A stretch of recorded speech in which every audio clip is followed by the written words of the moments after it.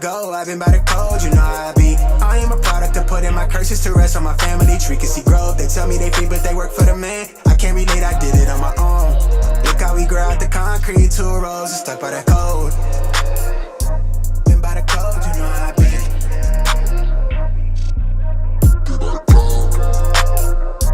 Been by the code, you know how I be.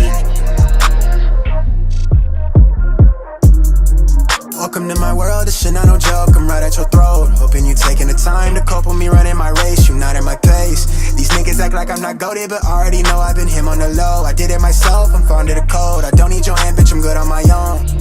I'm painting my pain, all them thoughts even yours. I give her the pipe, she told me I'm generous, moving real diligent. Blue bands on me, earning my stripes, I say how I feel, I go where I grow. I bag up a fortune, it's all for the sport, I'm feeding my soul. Been by the code, you know how I be. I am a product of putting my curses to rest on my family tree. Can see growth, they tell me they free, but they work for the man. I can't relate, I did it on my own. Look how we grow out the concrete, 2 rows, stuck by the code. I'm trying to take it as high as it go. I've been by the code, you know how I be. I am a product of putting my curses to rest on my family tree. Can see growth, they tell me they free, but they work for the man. I can't relate, I did it on my own. Look how we grow out the concrete, 2 rows, just don't get too close. Been by the code, you know how I be. Grew out the mud pit to a rose, don't get too close. Been by the code, you know how I be.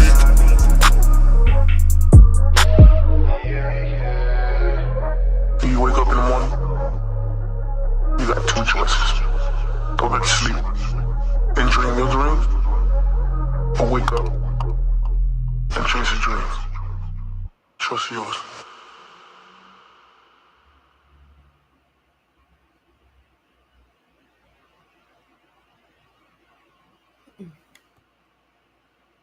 Turn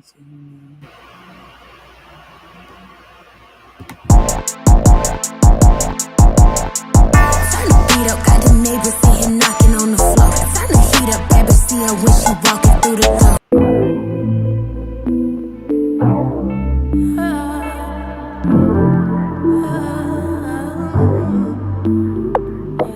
All these opportunities were just across the bridge. The world was more than twice the size, and now I was a kid. Traded in the comfort zone for life, I'm on the edge. I was gaining on my dreams, holding tightly to the pledge to myself. Was quick to move, was waist deep in the sand. We were starving to feed off all the seeds that we planted. Somewhere back a couple of years in the attic, I almost ditched the plan to ship the work to the label back when the bars were bland. Man of my word, though I follow through on prior engagement. The tip of my tongue not far from the innovation. Now it's mine for the taking. Tell the people mistaking me for somebody to toy with, the plug the ox to play me. Time was paralyzed, I felt the strain to stretch my lungs. Confidence depleted right along with all the funds. Those days it was less about the bread that we obtained. No other way to slice it, I was scraping by on crumbs. But I loved the feeling the odds against me. Could it tell me that I wouldn't get it? I wanted plenty, I was quick to defend me. Feeling surrounded by angels, demons on rare occasion. Trying to shake the momentum, soon as I find a cadence. Leave it all on the record, if it's my only reference. Shocked how the bars been electric, you could tell that they felt it. Pushing the weight of the world while they sound all the frail shit. Forcing the fame in my favor, kick back and watch the scale tip. More than just all in a day, spend time with the struggle, I know it too well. We going separate ways. See, my biggest fear is to change. If I lose it, then reunite. Will I break the promise to stay the same? Lie to me, tell me that you'll be there for me. Cause things been feeling crazy lately. Feeling so crazy. And I don't wanna seem lonely. I don't wanna seem lonely. But I don't wanna be lonely, lonely. Middle 2010s, stuck in a place secluded deep in my mind. I'm looking out through the lens. Was in a rush to become who I am. Looking back, then I realized that I do it again. All these unfamiliar faces fade from existence. Back with impeccable time and I've been forgiven, but I'm never forgetful. I kept it solid and simple, stuck to the rail. My word been a bind, yours artificial. You frequent with the slipper. Used to love this shit more like this was all that I needed. Travel the edge of the world and mix the pleasure with business. Took my time on it, won't benefit from overdue revision. Learned through they lackluster love is rooted deep in the evil. Won't tread water lightly, the waves intimidate them. Won't lend my hand much too often, I set the expectation. Now I navigated dolo, unclear on praises you gave. When there's the finest line between jealousy signs and your vibration. This one's for them calling me crazy, more for the ones that told them pay me no mind. Those were the words that shaped me. Well rounded it would appear that I pieced it all together. Standing here puzzled at the way we built up the foundation. This one's for the brodies, I got us. Get 50-50, keep it some of 100. Make do what life has got us. Let go of wait and put faith in the process. Make the most of it. All we got is the time we allotted. Call it how I see it. All right, y'all already know secondhand news don't come for me. I ain't got no damn money. All you gonna probably get is two angry, ignorant ass cats. That's what you gonna get. All right, I'll talk to y'all later. Here go the opening. God dang it. Let's get it. Green light, let's get it. Green light, let's get it. Green light, let's get it. I'm the future, I'm in it. Check score, I'm winning. Green light, let's get it. I just win.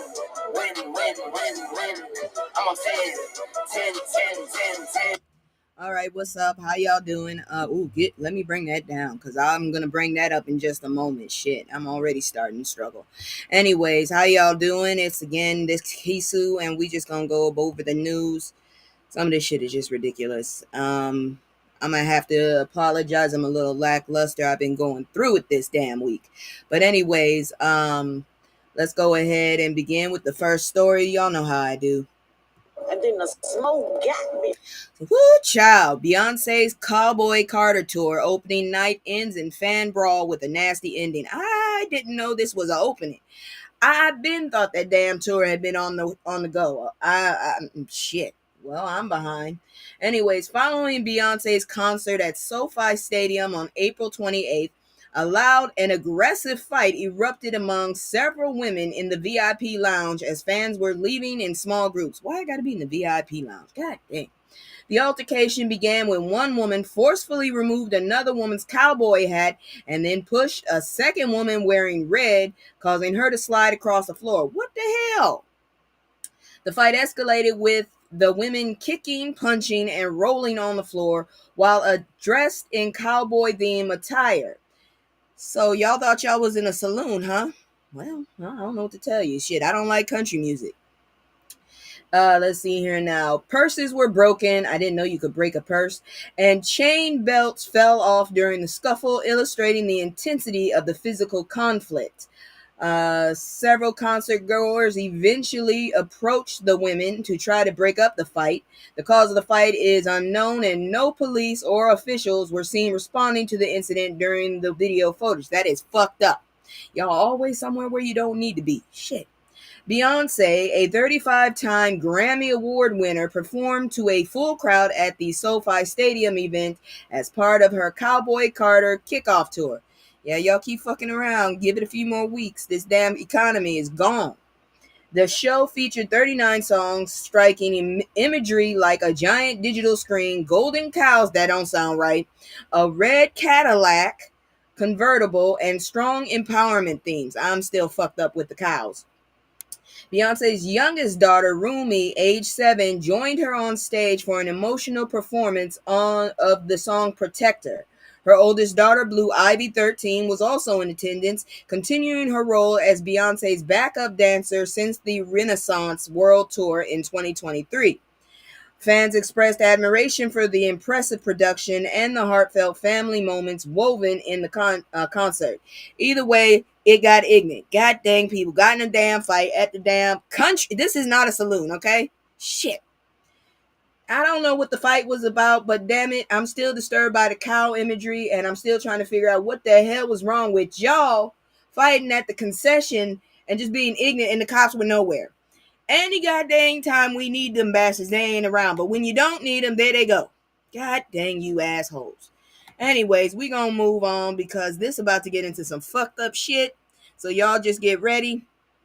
I'm about to go ahead and do my little commercial as always. If you like what I'm doing, please put a like, hit like, subscribe, share my shit because I don't have a lot of people. I'm just trying to say something. Hey, Miss Garth, Miss Fleck. I gotta figure out a name to call you. Just Miss Fleck. I'm gonna go with Miss Fleck. I like that. Or Miss F. Anyways, we're gonna go look at my commercial, and then we're gonna look at some shit that I'm still trying to figure out how the hell this is possible to happen in this day and age. Y'all check this out. God dang. It's just me and the fam. It's just me and the fam. It's just me and the fam. It's just me and the. It's just me and the fam. Yeah, yeah. It's just me and the fam. See my little Tay, that's my girl, that's my mascot. No one's go for hours and some hours till we pass out. Stay inside the house, turned up with the racks out. Stay inside the house, turn. All right, if y'all check out my channel and shit and be looking at my stuff, I put a little short up so you can see my damn ninja cats, and I don't mean Shinobi, so you know what the hell I'm talking about. These ignorant ass heifers. They sit up there, got big street dreams, but they ain't street cats. But anyways, look at this shit here. Harvard University cancels funding for black graduation and other affinity group celebrations. So y'all still fucking punked out some kind of way, huh? You still fucking punked out some kind of way. So, Harvard University will not host or fund affinity group graduation celebrations at the 2025 commencement. The university's email stated that affinity groups will no longer receive funding, staffing, or spaces for their celebrations. Harvard affirmed its commitment to a diverse community and compliance with the law amidst these changes.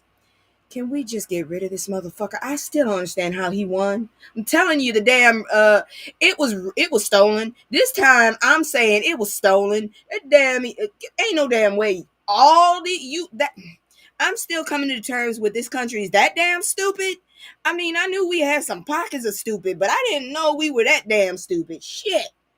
And I like to consider myself an intellectual. Good grief. Anyways, Harvard, let's see, this move is in response to the threats from the U.S. Department of Education, which is ran by a jackass that doesn't even know what AI is, talking about A1, which demanded compliance with dismantling DEI initiatives under the Trump administration mandates. Y'all do realize this is just a big-ass hateful racist, and y'all just letting this happen, and now we all know who his friends are. Shit. Bastards. Can we still continue to put our damn foot down on all these damn billionaires' necks? I'm telling you right now, I got my foot on Walmart. I got my foot on Bezos. I got my foot on fucking the ugly motherfucker Zuckerberg. Actually, they all fucking ugly, really. And I definitely don't give a shit about the damn illegal alien that's leaving the douchebags. I wish they would dismantle the douchebags. I really do. Anyways, let's see here now.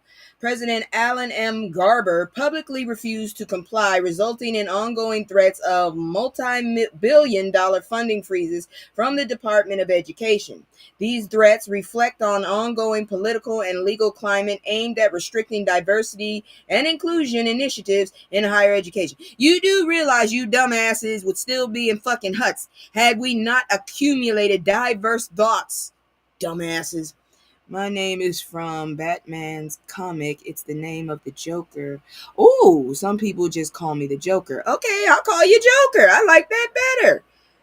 Who the hell would name? I would rather. Yeah. I ain't gonna say nothing else. Cause girl, when you told me you was a girl, I was already embarrassed. And then you come in here and help me with these damn things. Yeah, I need to put you on a payroll, but shit, I need a payroll first. Anyways, let's go. Let's see here now.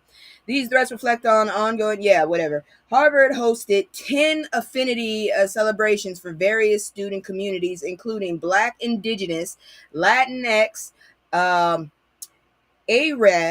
Sorry, I'm behind. I'm driving. No, girl, I got you. Arab, Arab. There we go. Arab, Asian American, Pacific Islander, first generation, and low income. I'm saying Middle Eastern. I'm tired of saying that word. Feel like I'm setting myself up for trouble. And in low income students. The Black Alumni Society launched a $50,000 emergency fundraising campaign to support next year's Black graduation celebration, emphasizing its importance to Black students' experience. I'm not mad at you. If motherfuckers won't pay for it, I'll pay for it. Shit, those are our students. The cancellation of funding is seen as a setback for marginalized groups and their recognition during commencement. Civil rights organizations like the NAACP have filed lawsuits against the Department of Education. The dumbass in charge don't even know what AI is. Talking about A1. Ain't nobody worried about no goddamn steak sauce in class. Right, his name is really Arthur, but I added a G since I'm a girl. The goddamn, it's just inside. Who are you, Inception? I'm gonna start calling you Inception. You got this and this. I didn't even think about it because I'm like, I ain't never heard the name Garther. But if that's her name, I'm not gonna disrespect her. God dang it. I thought I was into stuff. You like comic books. I personally am into anime, but you know, I'm not an otaku, so anyways, let me see here now. Where was I saying? Oh, yeah. So the NAACP president, Derek Johnson, condemned the administration's denial of systemic racism and its harmful impact on children of color. I'm tired of saying that word wrong because I'm not even monetized, damn it. Anyways, advocates stress that the government efforts to eliminate DEI deny racial disparities and perpetuate discrimination, especially in education. Did anybody hear Hegseth on the goddamn news talking about the problem with the world is getting right? For thinking that was clever. Yes, it was very clever. But anyways, yeah, this shit right here, I'm talking about Hegseth talking about the problem with the military and all this other shit is that we have diverse minds and we don't need that. We don't need diverse. The fuck? You sound so stupid. Shit. Caveman, dumbass, fucking. Anyways. Woosah. All right. Advocates stress for government efforts to eliminate DEI, deny racial disparities, and perpetuate discrimination, especially in education. Controversy highlights tensions between federal government policies and university commitments to diversity and inclusion. The move by Harvard signifies a wider challenge facing institutions trying to uphold DEI initiatives amid political pressures. And if anybody in this damn crowd is from MAGA or is spying on my ass, deport me to Italy, you jackasses, just in case. Ongoing legal and social advocacy aims to protect the rights and recognition of marginalized communities in education. Because, yeah, I'm a little sparse, but you know, Drumpf got me on 10 as it is. He's a dumbass. I don't like dumbasses. They piss me the fuck off just thinking about them. Okay, I really feel intelligence, the lack of intelligence. I feel like if you are stupid, you should be in pain. Stupidity should hurt. Stupidity should be like a fucked up toothache, but just 10 times worse. Because stupidity means you took the option and decided not to learn. There's a difference between being ignorant and stupid. I can't stand stupid people. Shit, you had the option. And right now, the White House and that whole area, once again, orange lives don't matter. Okay? I don't give a fuck because I'm getting a little paranoid with how damn sensitive that fucker is getting. Because people ain't holding their tongues no more. So if anybody in my damn audience is working for his ass and trying to figure out who the hell to deport or send, I'm a what do they call it? A FBA, I guess. Shit. My damn family came from Africa at one point. I know that fact. Some of them. The other ones were from here. They were already here, motherfucker. Native American. And it just, yeah. But anyways, we gonna move on because I got a lot of shit to tell y'all and I don't want to get on a tangent. So let's check this shit right here. I think the smoke got me. An 11-year-old Florida boy unalived by self-deletion and his alleged bully will make your blood run cold. I don't know what's wrong with this world. I swear to God, we're in the ends of times. So Lewis Johnson, a 5th grade student at Legacy Elementary School in Marion County, Florida. Of course, Florida. I told you. We need to get all the good people out of that motherfucker. Cut that bitch off and send it on. And put that asshole in the White House and all his friends on that bitch too. Just send them on. I just defect. Fuck. Anyways, his father left a firearm on the counter after briefly leaving the house, during which Lewis took the force multiplier and pew-pewed himself. His father was wrong for that shit. Lewis was hospitalized but unalive 2 days later from his injuries. The family shared self-deletion prevention flyers to raise awareness post-tragedy. That's an 11-year-old. That is so sad. But I ain't even gonna lie. I was 9 when I tried. Yeah, I got a dark past. The family's lawsuit accused teacher Dawn White of subjecting Lewis to sustained verbal A. You know what that A is for. White allegedly called Lewis stupid, mocked his grades, and insulted him in front of classmates. Your ass don't need to be a fucking teacher. You need your ass whooped, bitch. She reportedly encouraged students to join in mocking Lewis, causing him emotional distress. The lawsuit quotes White alleged comments. I don't know why you're talking because you don't even know anything. You don't know nothing in this class. Isn't that right, kids? You, ma'am, sound like a fucking idiot. What the fuck is wrong with you? Children, no, fuck you, damn it. I can't. I don't give a fuck. I've said this many a times. People thought I was being racist overseas when I said kids are crazy. No, all kids are crazy. I feel kids should be protected though as well. Shit, you don't do that. No, hell no. And I'm sitting up here trying to have a kid soon. Fuck this. No. Once I get my shit straight. The family claims they contacted the school multiple times about Lewis's bullying, but received no effective action. Then you do like my mama did. You take your ass up there with a hammer and a bandana tied around your hair and go into the administrative office and cause all hell. She didn't use a hammer, but they were scared. The family claims they contacted the school. Yeah, I said that. An internal investigation found White chronically inflicted psychological distress on Lewis and multiple students. The investigation concluded White created a hostile education environment, verbally insulting, humiliating, and embarrassing students. White's contract with Marion County Public Schools was not renewed following the investigation. Fuck renewed. Y'all need to fire that bitch and keep her on like witness protection, because I would have came for her. Don't do that to my kid. Anyways, Lewis's parents, Tika and Lewis Sr., describe him as a bright, empathetic boy, passionate about the beach, making TikTok recipes, and advocating for the homeless. See, we just lost some really good potential. This is what I'm saying. We lose good motherfucking people, but these dirty ass bastards still walking around like ain't shit happened. They express grief over his death and emphasize his potential and joyful personality. We need more joyful people. The family aims to raise awareness about childhood self-deletion related to adult bullying and has started a GoFundMe. Can parents be bullies? Shit, I think my mama might have been a bully at some point. Not my whole life, but at some point. The family filed a wrongful death lawsuit seeking $75,000. You need to go higher because that's a child's life, and a child's life is priceless. In damages and jury trial. I'll go who it for you.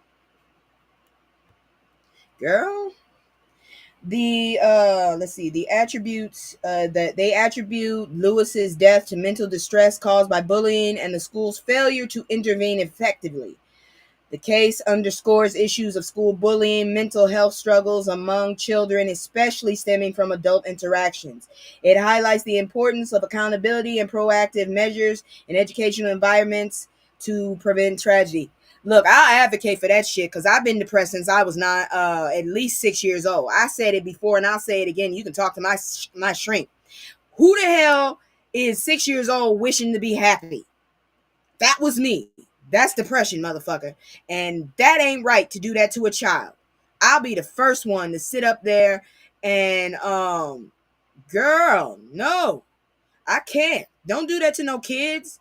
I do not like the loss of, the loss of potential in this world, especially when we got idiots like the asshole in office now. Oh, no. They need to see if there are other kids. Yes, they said there were. There were several. Man, her ass need to go under the damn jail. Oh my gosh. I promise you, couldn't have been me. I'd have whooped her damn ass. Fuck you. My child. Mine. You don't sit up there and talk about my child, what I made like that. Fuck you. You don't know what that child does at home. Whoo, Lord. And see, this is where the world's gone because you got this dumbass in office. Woo. Anyways, moving on because I can't. So ex-officers were frustrated and angry when beating Tyree Nichols. Girl, this next year need to be the year of ass whoopings because everybody telling on themselves. We need to just be walking. We just need to get a car and just have a posse of people with belts whooping motherfuckers' asses. Not killing them, not hurting them like, whooping asses though. Leaving belt welts, not breaking skin, but belt welts. Because some of y'all assholes don't seem to realize we all in this motherfucking game together. Shit. And I ain't about to sit up here and lose my life because y'all motherfuckers ain't playing around, right?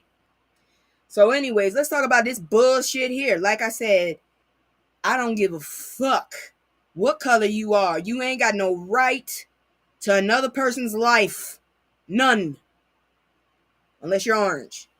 Because I swear to God, I'm trying my best not to hate because I'm trying to get my spirit right. But this dude right here, I can't believe y'all voted that motherfucker back in.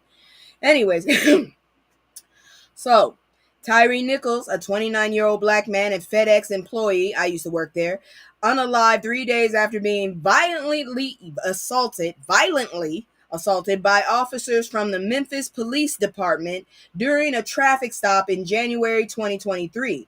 The incident involved members of a specialized group known as Scorpion Unit. Y'all all need y'all asses whooped. I'm glad you're all guilty. The incident involved members of who were videotaped brutally beating Nichols. Nichols' encounter with the police drew significant national and international scrutiny. Thank God, because we had a Democratic president right now, because I don't trust y'all fucking Republicans at all. Fucking just destroy everything you touch. You know who the hell I'm talking about. Let me breathe.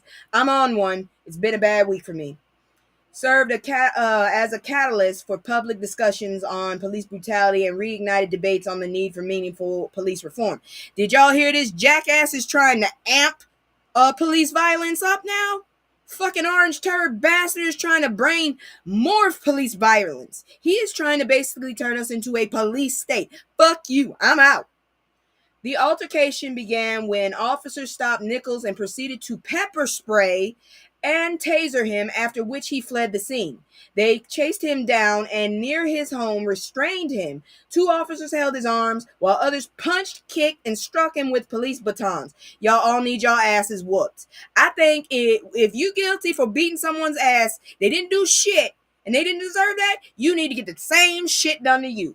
Maybe not all the way to the unaliving, but you need to feel what they felt. Fuck. Jackasses. I hate motherfuckers who are drunk with power. Oh. Let me see here now. Like that stupid ass with great, you know what I'm saying. They chased him down and punched him, struck him. Nichols repeatedly called out for his mother during the assault. Despite the severity of his injuries, the officers failed to inform responding medical personnel about the blunt force trauma Nichols had suffered, particularly to his head. No officer intervened to stop the beating or render proper aid, instead allowing the situation to escalate fatally. You know what fatal means. If you're watching me, you better. Nichols succumbed to his injuries 3 days after the attack, with coroners reporting citing blunt force trauma as the cause of death. The fatal incident triggered outrage across the U.S. and led to both memorials and community mournings in Memphis. In response to the outcry and growing demand of police accountability, the U.S. Department of Justice launched a formal review of the Memphis Police Department, examining alleged patterns of misconduct and systemic violence in specialized units like the Scorpion team. Part of me feels like they ain't going to withdraw that because most of those people are a bit of a dark color, and that jackass kind of don't like us, because we do not need this team, nor do we need any of the bullshit he trying to bring onto us. The tragedy also prompted debates about the adequacy of ongoing police reforms at local and national levels. You know, I'm saying that also because had this been a group of lighter police, he would have stopped this. He would have stopped this. Number one, this would have been number one. Tyree would not be getting any kind of fucking justice. And that's really fucking sad, because I don't give a fuck what color they are. They had no right to do what they did to this boy. This man. They had no right to do what they did to this man. I am so sorry. I'm just used to saying girl and boy and shit. But he deserves all his respect. So forgive me. 5 former Memphis police officers were charged in connection to the incident. 3 of them, Darius Bean, you already know. Demetrius Haley, you might know. Justin Smith, we don't know, faced trial with charges including second-degree unaliving, aggravated assault, aggravated kidnapping, official misconduct, and official oppression. The officers pled not guilty to all state charges. During the opening arguments, prosecutor Hagerman asserted that the officers were frustrated, angry, and full of adrenaline and failed in their duty to protect Nichols or notify medical responders about the event of his injuries, an omission that was a key point in the case against them. The other 2 officers charged, Emmett Martin, still don't know, and Desmond Mills Jr., I got a clue, are being handled in separate proceedings and were expected to change their initial pleas in state court. The nature of these anticipated plea changes was not specified, but typically suggests the possibility of entering guilty pleas or negotiating different plea arrangements.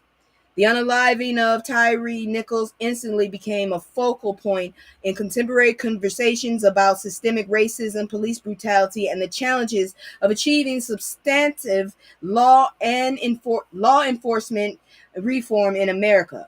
Public reaction was further intensified due to the officers involved all being black men. See what I'm saying? Complicating usual narratives about race and police violence. I don't give a fuck what race they are, I say again. They took someone out who didn't deserve it. Put them in jail. I don't give a damn what color they are. I'm just saying the fucked up thing is, I bet you if they weren't black, this shit would have got shut down this year. Media coverage closely compared the Nichols case with other high-profile incidents, such as the unaliving of George Floyd. You see what's happening with that, exploring similarities and differences in public and institutional responses. While both events galvanized demands of accountability, the details and media portrayals shifted depending on broader context and the officers involved. Tyree Nichols' death stands as a poignant symbol in the ongoing fight for police accountability and structural change in American law enforcement. The tragedy exposed significant shortcomings in the Memphis Police Department's oversight, the perils of specialized policing units, and the persistent challenges in ensuring justice for victims of police violence. The events continue to drive national conversation regarding legal reforms, policing policy, and the urgent need to address both overt and covert prejudices within the American criminal justice. I don't give a damn what you say. The motherfuckers need to go to jail, and damn it, that's all I gotta say. You took a life that really didn't need to be taken. And y'all wasn't helping nobody. Now on to more fuckery, because I swear to God, I don't care what color you are. If you're wrong, you're wrong, and I'm going to call you for it. So here comes somebody else that's wrong as hell, embarrassing the race. Check it out. This man is accused of concealing a fatal secret from his wife, and now police say he'll pay for her death. Bastard. So, Denise Brody, unalived in April 2022 at the age of 65 after a prolonged health battle. She was diagnosed with breast cancer in 2017, went into remission, but the cancer returned by 2019. She underwent extensive chemotherapy and was hospitalized frequently. During her hospital stay following her cancer remission, doctors discovered she was suffering from HIV or AIDS, which was a terminal illness. Denise died 2 days after her HIV diagnosis. She didn't even know. Cleveland Brody, Denise's husband, married her in 2014 after meeting at a Christmas party 2 years earlier. Family members described Denise as deeply in love with Cleveland. Investigation linked Cleveland to the source of her HIV diagnosis. You dirty ass bastard. His face, he looked evil. Ugh. It was alleged that Cleveland knowingly transmitted HIV to Denise without disclosing his status. Cleveland Brody was arrested in July 2023 on charges of reckless conduct and additional counts after other women accused him of unprotected sex without disclosure. He pleaded not guilty to all charges. You see his face, y'all. You see his face. The discovery led to additions of 2 counts of malice homicide and felony homicide in April. Cleveland's bond was denied, emphasizing the severity of the charges. Denise's family, including her daughter Karen Young, expressed that Cleveland's actions show malice, as he could have disclosed his HIV status to allow her to make informed decisions. Family members worked with private investigators, which helped reveal Cleveland's long-term knowledge of his HIV status. He's doing this shit on purpose, and he possibly cheated on her, because they saying other women, we don't know what the hell he did before or during. This is fucked. The case highlights issues of reckless behavior and non-disclosure of serious medical conditions. Why didn't the doctors know earlier, I wonder? Girl. I don't know. But the sad thing about it is, nobody thought about, hey, maybe it's AIDS. I'm so sick of these damn people calling me trying to hide their phone number. My phone number is still in the state that I got this phone. I am not in that state. But these motherfuckers still be trying to trick me. It's like, bitch, everybody from Louisiana that I want to have my number got my number. So you popping up with my area code ain't gonna make me feel like, oh, I can answer this. This is safe. Fuck you. Anyways, moving on to this ugly, pasty motherfucker. Oh, as if he wasn't already, on my shit list. Here we go again. Fuck. Emotional content. Mark Zuckerberg is shutting down schools launched for communities of color. And guess what? We shutting down our damn pages. We shutting down anything. I can't wait till y'all fucking, shit. I need you to let go of Instagram, bitch. I need you to let it go. I think I'm about to delete my Threads account. I think I am. Because this asshole right here don't need no more clout. How the hell are you that pale and your eyes are even paler? Damn, he's almost translucent. So, let's see here now. Launched in 2016 by Mark Zuckerberg and Priscilla Chan to serve underprivileged students and families, especially communities of color. The school was focused on providing access to education, healthcare, and social services through a holistic, term-based approach involving families and health providers. I wonder if they made him a scapegoat for something they could have caught. They probably did, but I don't care. He was still sitting up there spreading the shit, dirty bastard. Anyways, going back to this asshole. They announced that the primary school will close permanently at the end of 2025 to 2026 school year. The decision was primarily by funding issues. The school has two locations, East Palo Alto and the East Bay.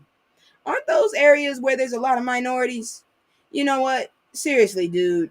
Ain't you super rich? Fuck. I don't see how the funding is going down.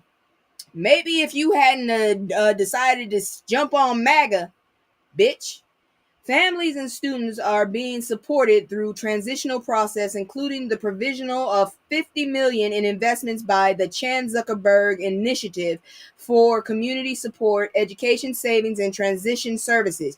You wouldn't have to do this if you wasn't doing this bullshit. CZI's investments include establishing 529 education savings plans to help students with future education expenses. The closure coincides with ongoing political and social shifts, notably the Trump administration's efforts to diminish diversity, equity, and inclusion initiatives across various sectors, including education. I wish y'all would actually just sit your asses down and go through the fucking history books and realize most of the best fucking discoveries were not made by bitches that look like him. Shit. Oh god, he gets on my nerves. Anyways, let's see here now. In early 2023, Zuckerberg announced that Meta would cease its DEI initiatives, reflecting changing priorities in the tech and social sectors.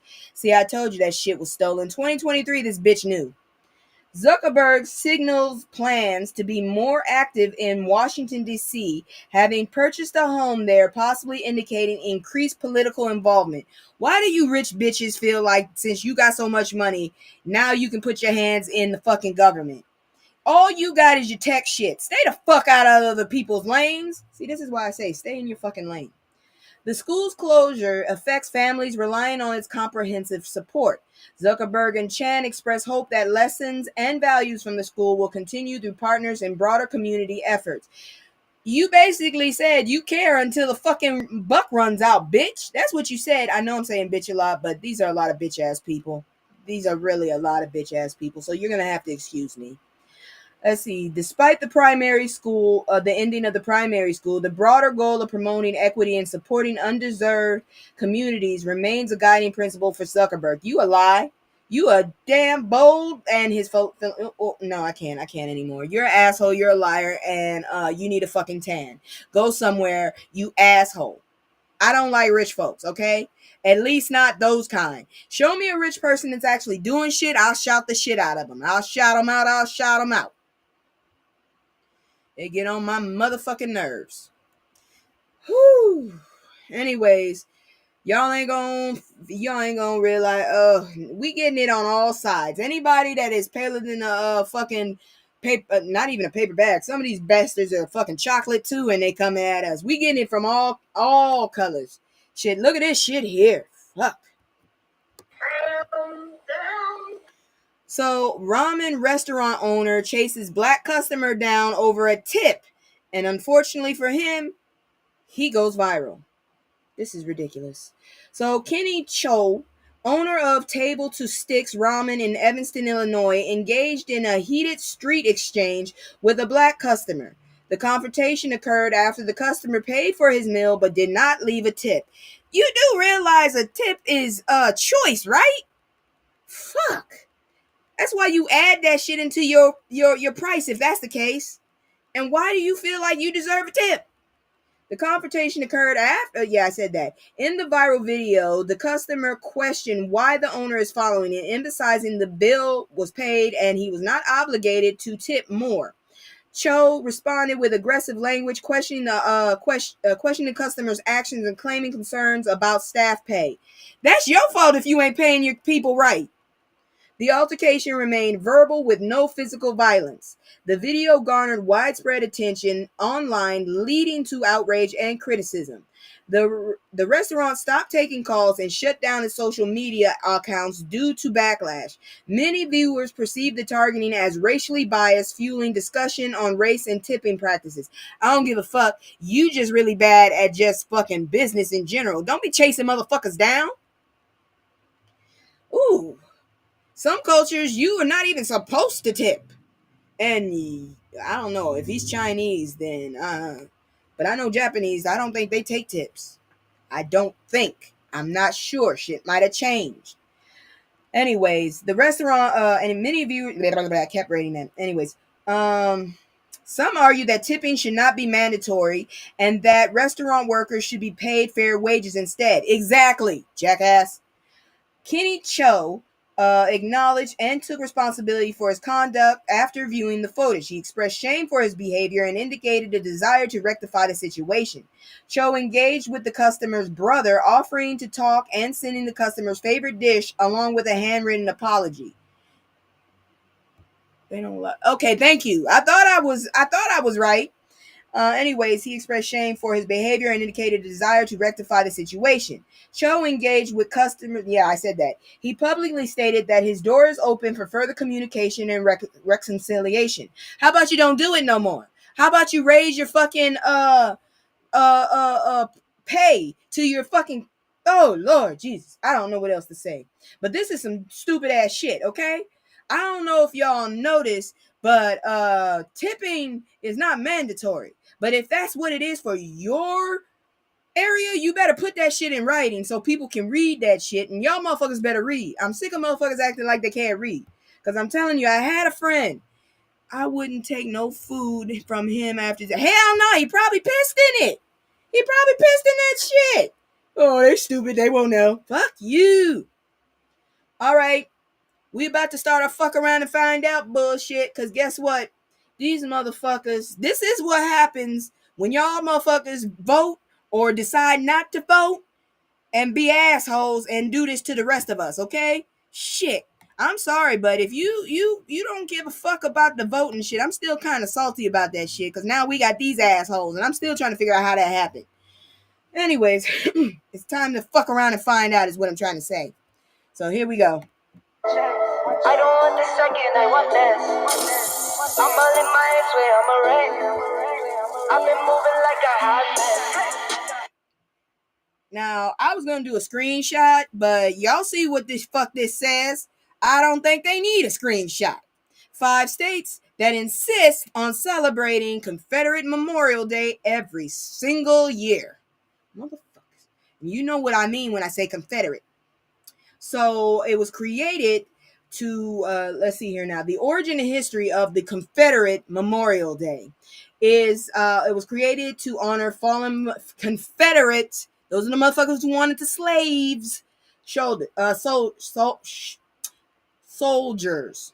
First established in Georgia, that's fucked up, with Elizabeth Rutherford Ellis as a key figure in its creation. Let me say that again. Elizabeth Rutherford Ellis, most likely a white woman. The chosen date, April 26, coincides with the anniversary of the Confederate General Johnston's surrender to the Union's forces. Several states adopted the holiday, making it a regional tradition. And these states are, if you didn't know, Alabama, celebrated on the fourth Monday in April with holiday dating back to 1901. Y'all do realize what happened. I got the earrings and I swear to God, I have a small mini folding chair in my car at all times. I'm just saying. Because of bullshit like this state. Several states they also recognize Robert E. Lee Day in January and Jefferson Davis's birthday in June. Fuck off. Florida recognized it in 1895, celebrated it annually on April 26th. Yeah. Texas, I'm not surprised, celebrates Confederate Heroes Day on January 19th. Okay, now I understand. They just told me that bitch was Heroes Day. They didn't tell me it was Confederate. Motherfuckers gave me the day off from school. And that was in Louisiana. I'm kind of irritated. It honors the Confederate Jefferson Davis and General Robert E. Lee. I don't like y'all. Merged separate holidays for Davis and Lee into one in 1973. So these bitches are still doing this shit. That wasn't that long ago. Mississippi, not surprised, celebrates Confederate Memorial Day with government workers receiving paid time off. Faces significant opposition. Critics call it racist and harmful to societal values. Mississippi is still stuck in 1950s, okay? If we could get them to the 90s, I'd be happy. South Carolina holds Confederate Memorial Day on May 10th with government offices closed. Recent efforts have been made to replace it with Juneteenth, celebrated on June 19th. That would help. The holidays were viewed by many as symbols of racism and glorification of the Confederacy's defense of slavery. Some states have moved to eliminate or replace these holidays, citing their offensive nature. The holiday celebration is linked to ongoing debates about racial justice and historical remembrance in the United States. What you say? I bet Trump will have one of these days added to the calendar. He'll probably remove Juneteenth to add a racist holiday. I wouldn't put it past that jackass talking about he wants a damn. Did you know that asshole still want a fucking parade? Fuck you. We ain't got no money. Fuck you. I definitely ain't putting no money on it. I knew what you were trying to say. Anyways, the holidays are viewed by many as symbols of racism and the glorification of the Confederacy's defense of slavery. Let's see here now. Some states have moved to eliminate or replace these holidays, citing their offensive nature.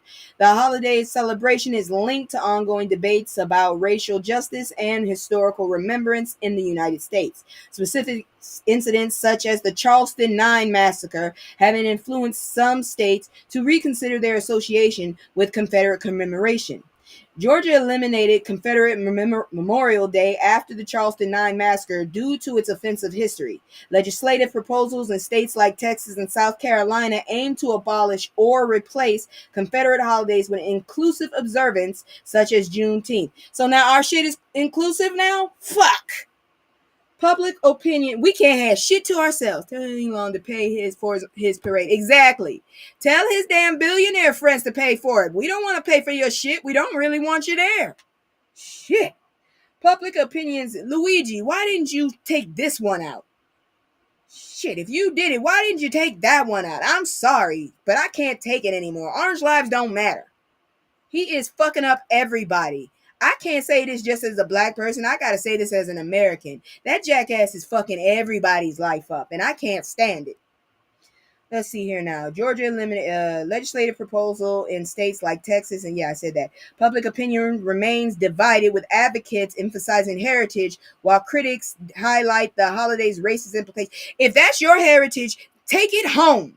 Because we don't want none of it, okay? Take your fucked up heritage home. We don't want it. Shit, I got some shit in my heritage I keep to myself. Okay? Shit. So, yeah. This is also up here on Fuck Around and Find Out, because you dumbasses that decided you wasn't going to vote because your vote didn't matter. Look what they did. Look what you did to us. Artifacts removed from African American History Museum after the Drumpf order. The fuck is wrong with y'all assholes letting this shit happen? Whew. So, several historical artifacts were removed from the National Museum of African American History and Culture after an executive order issued by felon Donald Drumpf aimed at removing certain pieces from the Smithsonian Museum in Washington, D.C. Drumpf, your family did nothing to contribute to this country but siphon off of it like a giant tick. And here you are erasing other people's fucking work and blood and shit, you dirty bastard. Oh, I can't stand your ass. Reverend Amos Brown, a civil rights activist who loaned 2 significant artifacts to the museum, was notified that these items were being returned. Reverend Amos Brown, can you put them up somewhere so we can go and enjoy them? If we can't go there, can you put them somewhere so we can enjoy them? Fuck. Oh.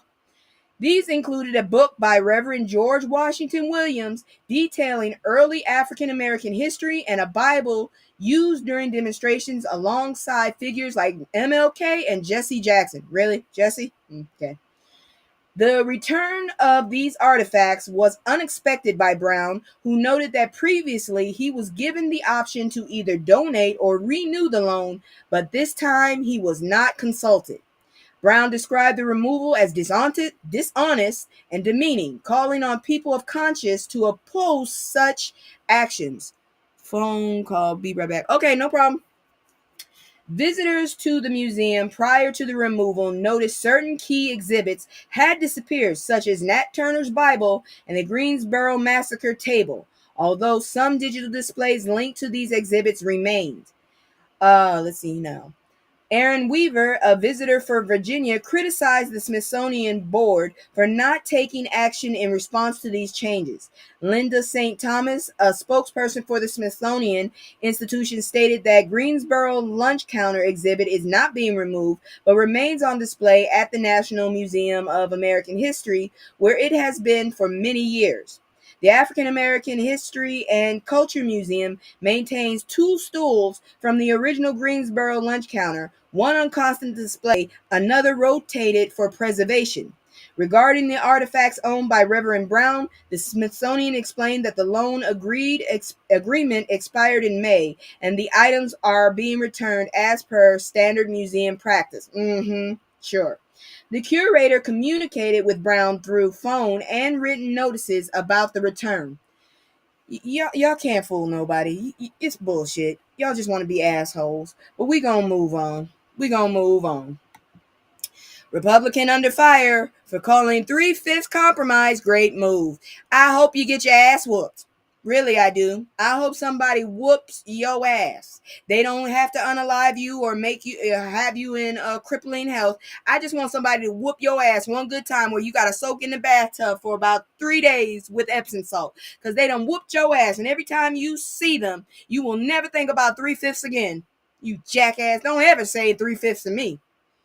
Indiana Lieutenant Governor Micah, of course, Beckwith, posted a video on Twitter on April 25th asserting that the 3/5 compromise was a great move by the North intended to help eradicate slavery in the United States. Maybe you should have studied shit, stupid. Fuck. Beckwith argued that this clause, which counted enslaved people as 3/5 of a person, not a whole person, you asshole, not a whole one, for representation and taxation, was actually instrumental in ending slavery and fostering an equal legal representation across racial groups. No, you should have just fucking got rid of all of that shit, asshole. He criticized Senate Democrats for framing the 3/5 compromise as a terrible thing, calling this perception incorrect, contrary to what he believes was the compromise purpose. I want somebody to whoop your ass for 3/5 of an hour. I want somebody to whoop your ass for 3/5 of a day. How about that? Whew. Beckwith's video emerged amid debate over Indiana Senate Bill 289 legislation aiming to restrict DEI initiatives in government, with the Senate Democrats compared to historically racist policies like the Three-Fifths Compromise. The lieutenant governor took aim at these Democrats, reinforcing his view that the compromise was misunderstood and unjustly condemned. You need your ass whooped. How about we consider you three-fifths of a person? How you feel?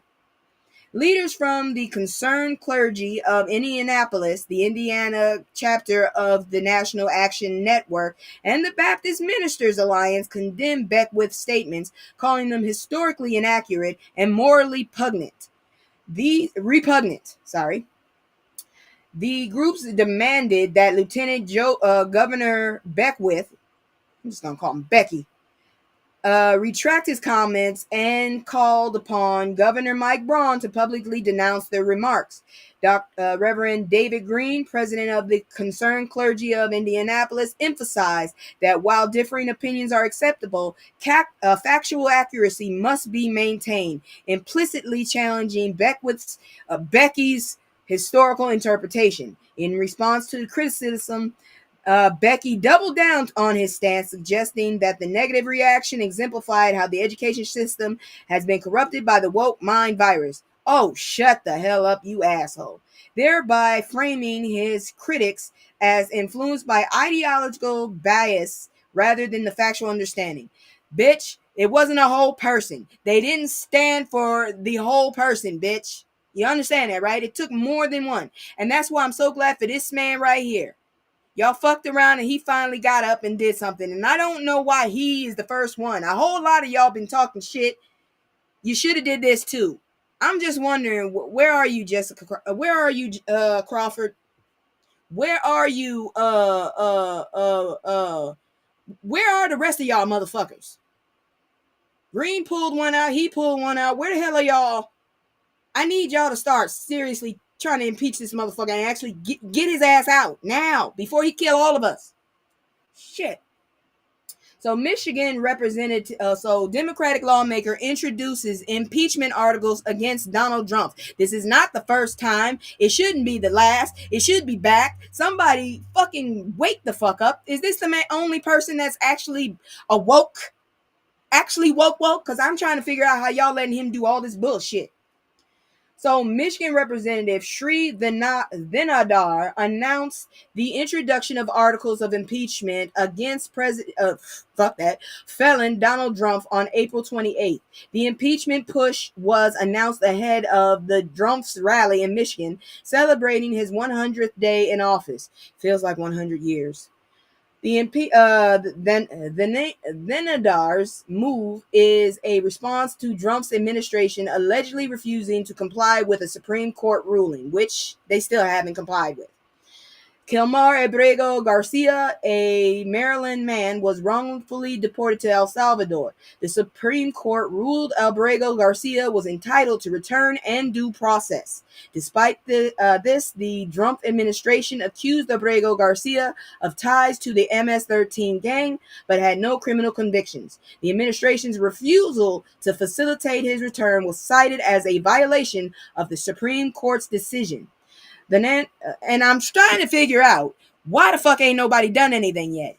We have three branches. Okay? 3. Ooh. The administration's refusal to facilitate to return. Yeah, I said that. The Nadar. Oh, Lord have mercy. What's this man? Representative Sri claims Trump defied the Supreme Court's unanimous 9-0 ruling and accused Trump of engaging a sweeping abuse of power, flagrant violations of the Constitution, and acts of tyranny that threaten democracy. He been doing that since before he got into office. He been telling y'all that, and everybody still didn't believe his ass. God dang, y'all stupid. He's highlighting the damage Trump has done to the democratic institutions, undermining justice and separation of powers. Real talk, I want to get sovereignty. Seriously, I wish I could get sovereignty. He argues that Trump's actions show he is unfit to serve and pose a danger to the U.S. Constitution. What do you mean pose? He is a danger. The impeachment efforts follows earlier calls from Representative Al Green in February. Despite Democratic efforts, the likelihood of success is low due to Republican control of Congress. Y'all are some bitch asses. I'm just going to let you know. The political landscape is unlikely to favor impeachment proceedings against Trump at this time. The content emphasizes the role of the Supreme Court and the importance of accountability.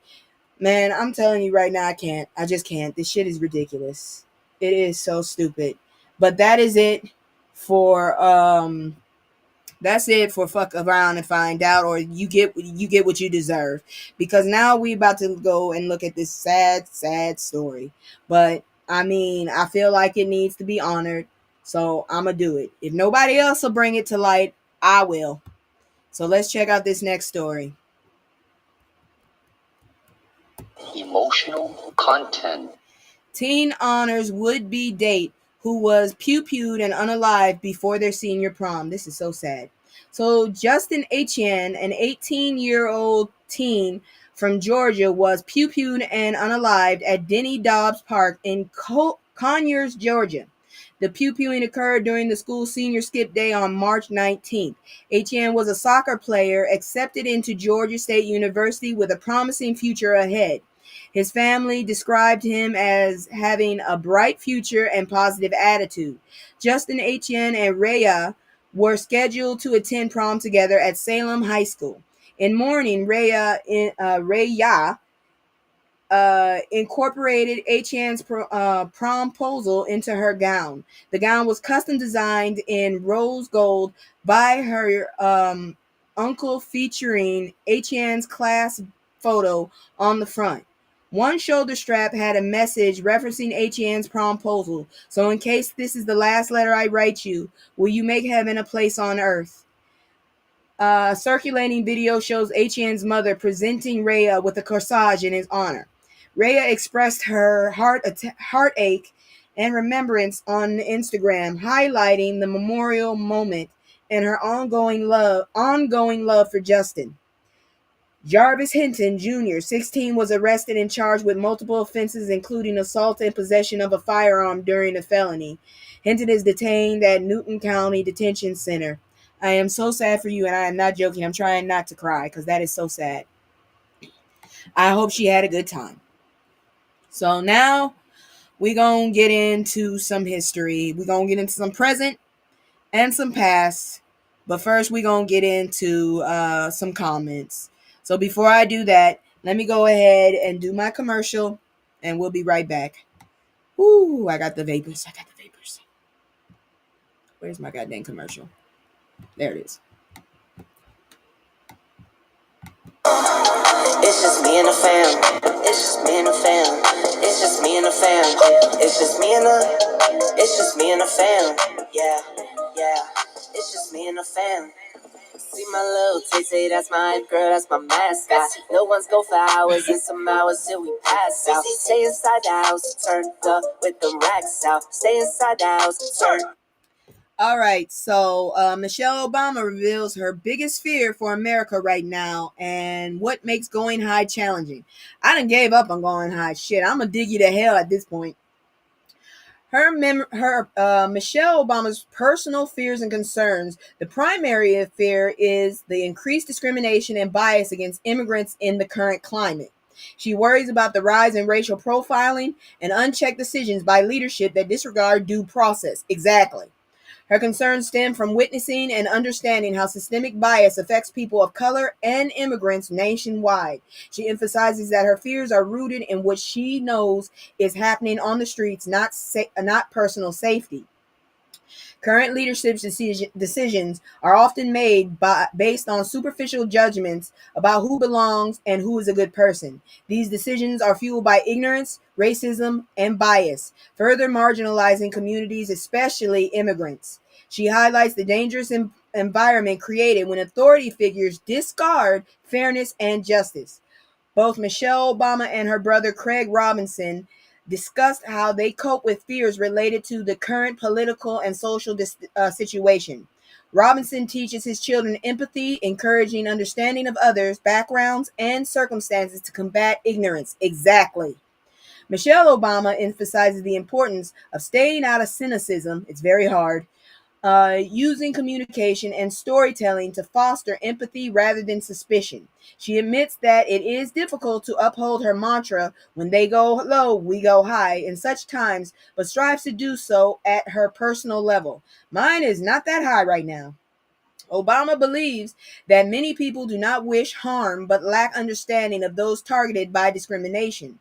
She stresses that sharing stories and putting oneself in others' shoes can replace suspicion with empathy. Promoting dialogue and understanding can uh let's see here now mitigate fear and ignorance, fostering a more passionate society. Despite her ideals, Michelle Obama acknowledges the challenge of resisting cynicism, especially amidst widespread negativity. She admits that even she can be cynical or suspicious, but endeavors to keep a hopeful outlook and act with integrity. Her approach involves consciously maintaining positivity and empathy, even in difficult times, and controlling her reactions to promote societal healing. Lady, I hope you're right, because honestly, I don't know what else to tell you at this point. These motherfuckers don't give a shit about integrity. They don't give a shit about dignity. They don't give a shit about nothing but just money. And they don't seem to understand that shit really does not grow on trees. You go ahead and get rid of all of us and find out what the fuck happened. Get rid of the women. Get rid of the minorities. Get rid of, all of the people, the veterans and shit, and find out where your ass gonna be. Find out. Try to get rid of us, you gonna get rid of yourself. So, anyways, we out there now into the point where it's educational. So, y'all check this out, and I'll be right back with some education for y'all. Check it out. Yo, there's so many, hey, there's so many, yo, there's so many, there's so many lies. Look at my eyes, they know I'm the truth. Knocking them down every time I step in the booth. We ain't gotta lie, they know we the vibe, we living in proof. It's young, conscious, shoot my life a movie, I live in a spoof. Ain't no sticking around, I'm on the move, I'm checking the deuce. Yeah, it's only us two, so you know we copping that cool. We on the roof, smoking dope, look at the view. Yeah, we used to chill on the stoop, now we out here breaking the news. It ain't shit you. All right, so Black female World War II unit 6888 gets Congressional Gold Medal, finally. The 6888 was the only black all-female unit that served in Europe during World War II, comprised of 855, let me say that again, comprised of 855 members. The battalion handled a backlog of approximately 17 million pieces of mail in just 3 months. Their service included operations in France and their subsequent return to the United States. The unit played an important role in paving the way for greater inclusions of black women in the military. The battalion was awarded the Congressional Gold Medal on April 29th at the U.S. Capitol. The medal was presented by Speaker Mike Johnson, with more than 300 descendants and family members in attendance. The award was the result of years of advocacy and earned unanimously during the Biden administration. So don't think this asshole did it for us. The medal was presented to the families of Lieutenant Colonel Charity Adams Early, the unit commander.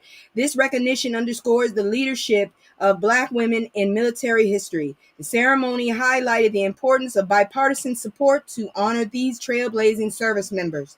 The story of the 6888 has gained national attention, inspiring books and movies. Leaders like the House Democratic leader Hakeem Jeffries emphasizes the significance of their legacy. The recognition serves as a celebration of their ingenuity, perseverance, and the barriers they broke in a system designed to exclude them. The award reflects the Biden administration's commitment to acknowledging overlooked contributions of Black Americans in military history. It symbolizes progress in social justice, equality, and recognition of diverse members of American history.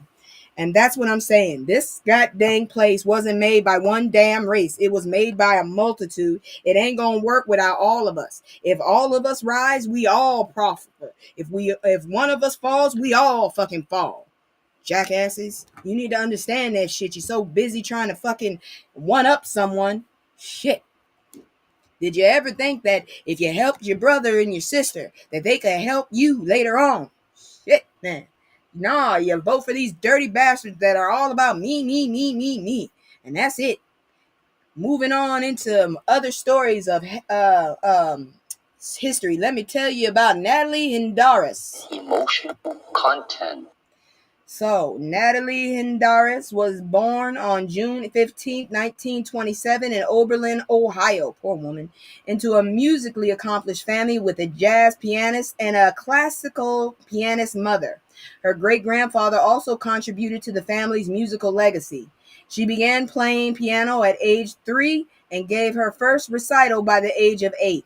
Hindaris was the youngest graduate of the Oberlin Conservatory Special Student School and continued her studies at the Juilliard School of Music in New York and the Philadelphia Conservatory of Music, completing formal training in 1953. A central goal of Hindaris' career was to expose audience, particularly Black audiences, to classical music. In the 1960s, she became an instructor at Temple University and toured historically Black colleges and universities, lecturing and performing works by Black classical musicians. She participated in the musical diplomacy program worldwide with the U.S. State Department, ensuring Black musicians were highlighted.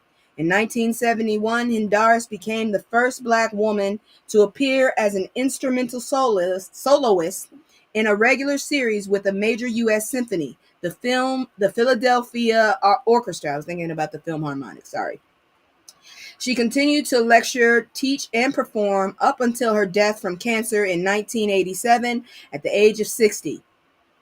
In 1977, in a 1977 interview, Hindaris criticized the narrow view that Black music is limited to R&B or blues. She believed that Black music encompasses any work composed by a Black person who lived through Black experiences, regardless of their genre.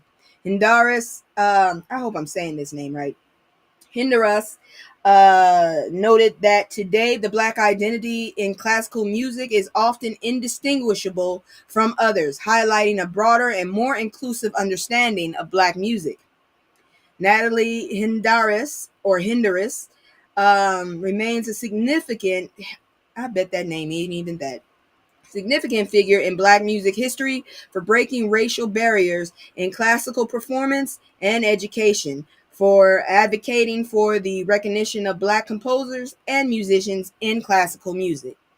And that's your history. We gonna move in to another one, but it's kind of history slash celebrity.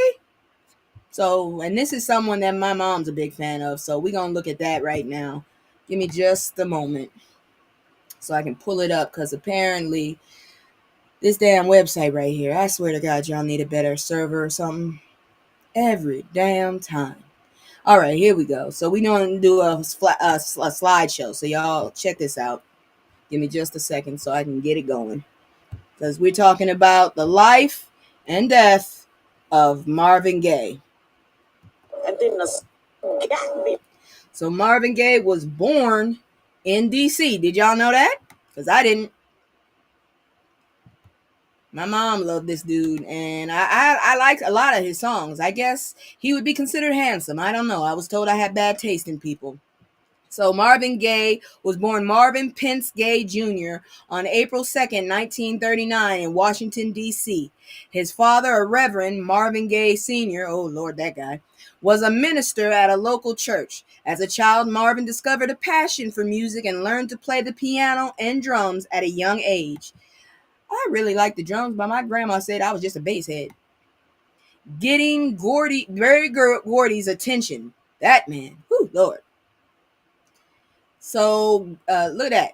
This is what was considered handsome back in the day. Once again, I apparently have no taste. So, Gaye started out singing gospel. I'm not saying he's ugly. He's not my style. Gaye started out singing gospel music in his father's church, but as he entered his teens, he found he liked R&B a lot more. Something would become a point of contention with his father. Whew. In the late 1950s, he went on to join a group called the New Moon Glows, where his voice eventually caught the attention of Motown Records founder Berry Gordy Jr.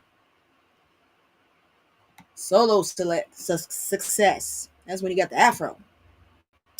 At Motown, Gaye started out singing background vocals and playing drums on records. I had no idea. For already established acts like the Supremes and Stevie Wonder. But his undeniably smooth voice led him to come into his own as solo record artist. In 1968, Gaye scored his first big hit with I Heard It Through the Grapevine, which held its place at the top of the Billboard Hot 100 chart for 7 weeks. Had no idea. I thought that was a Supreme song. I did not know that was him. Got to Give It Up. Oh, I remember that. While Marvin Gaye is known for his love songs, it's hard to talk about his music without mentioning one of his most popular dance hits, 1965's Got to Give It Up, a song that is sure to get Electric Slide or Soul Train line started on any black family reunion. Shoot, we was overseas and we had one. It wasn't there were black people involved, so that's probably why. Tammy Terrell. Man, I love that song. Marvin Gaye found his musical match in the talented young singer Tammy Terrell.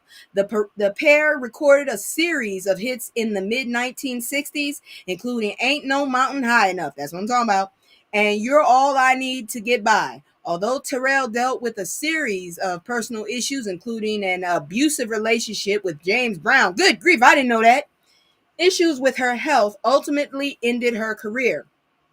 Terrell tragically passed away in 1970 at the age of 24 due to complications from brain cancer. That is fucked up. Friends close to Gaye who delivered the eulogy at her funeral say he never really got over her death, which ultimately sent him spiraling into depression. Oh, shit. I mean, maybe if they had got married, I wonder if they liked each other. Did they date? I don't know. I gotta look into that. What's Going On? Oh, yeah, that's another song. At the beginning of the 1970s, Marvin Gaye found himself a creative crossroad, unable to write love songs when the world was dealing with much more serious issues. Like right now, we need another Marvin Gaye, god dang it. Inspired by his brother's Frankie's experience in the Vietnam,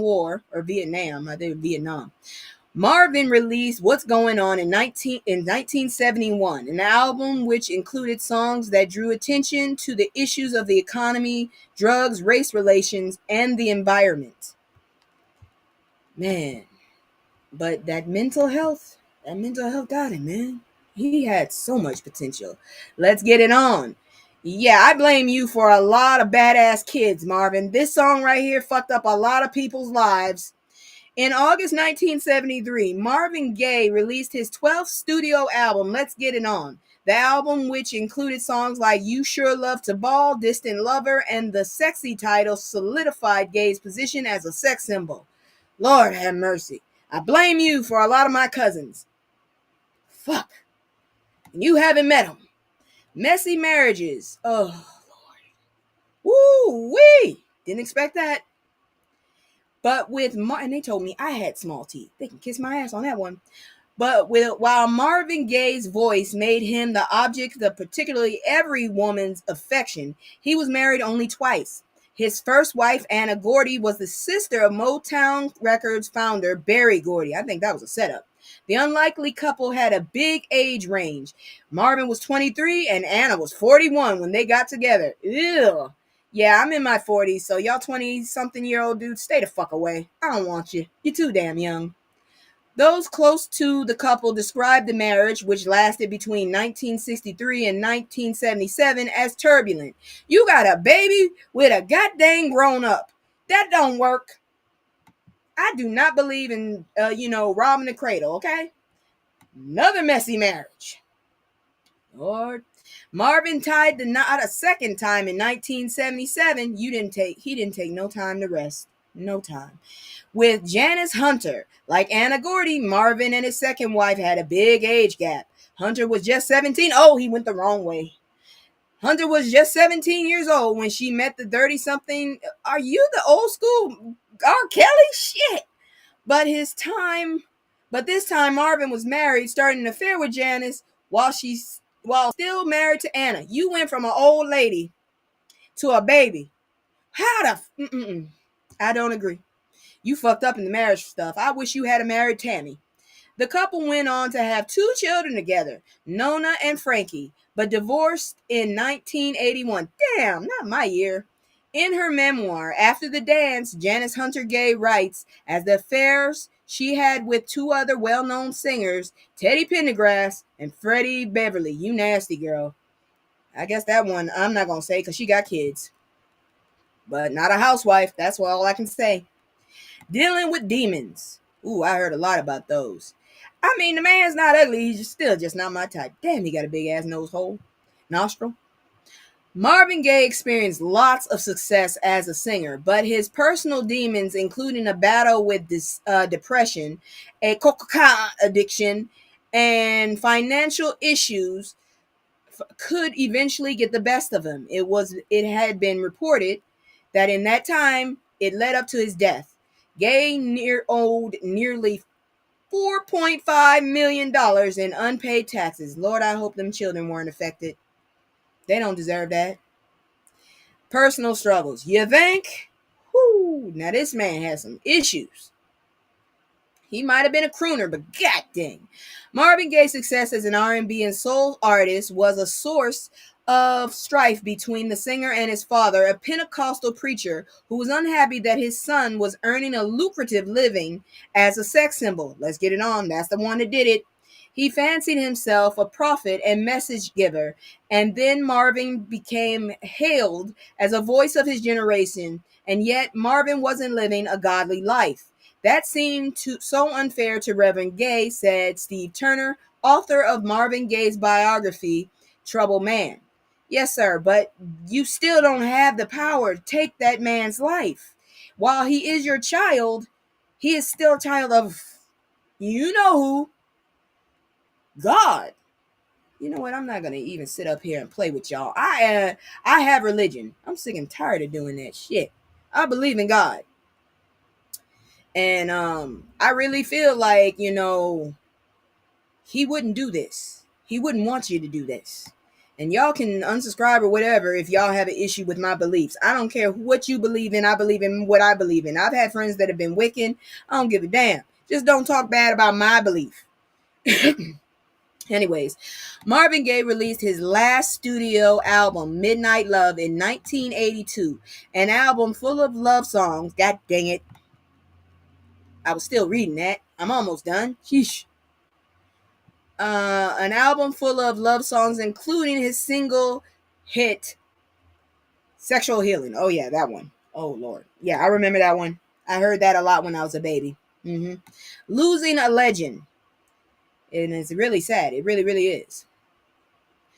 On April 1st, the day before his birthday, 1984, my cousin was born that year, the music world lost a legend when Marvin Gaye was tragically pew-pewed and unalived by his father after an argument between the two men which took place at the family's home.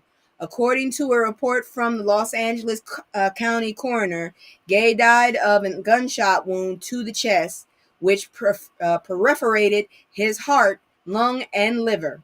In his memoir, Marvin's brother Frankie wrote that he held the singer in his final moments and heard him speak these eerie last words.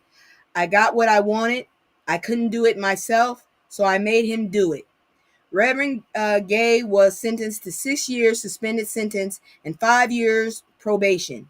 He died of pneumonia in 1998. I'm telling you, I don't know where his head was. I don't know where his heart was about that situation right there. But that's some fucked up words to say. I couldn't do it myself, so I made him do it. I'm wondering if he knew his time had come, like he did as much. Maybe he hit his ceiling and he knew. I don't know. That is very cryptic. God dang, I'm gonna look into that. I think I might do a deep dive of Marvin Gaye. Oh my, that's very interesting. But anyways, I'm about to go ahead and do a little promotional thing. And then we're going to look into some more celebrity stuff. Because I keep seeing this boy's name and I'm so sick of it. I'm just going to go ahead and talk about it because I'm tired. And hopefully, maybe it will not be so famous after this. So check out these promos, and we're going to talk about some more celebrities. Kids.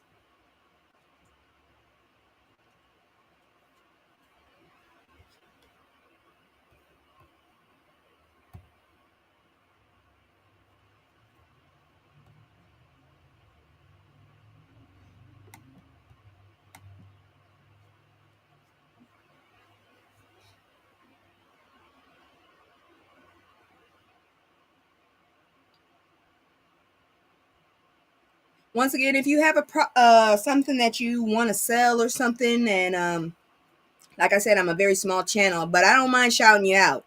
That is a black-owned lip gloss company. They are located in New York. If you're interested, you can find them on Instagram. We got to find another website. At CBD Honey Lips. Once again, that is CBD Honey Lips.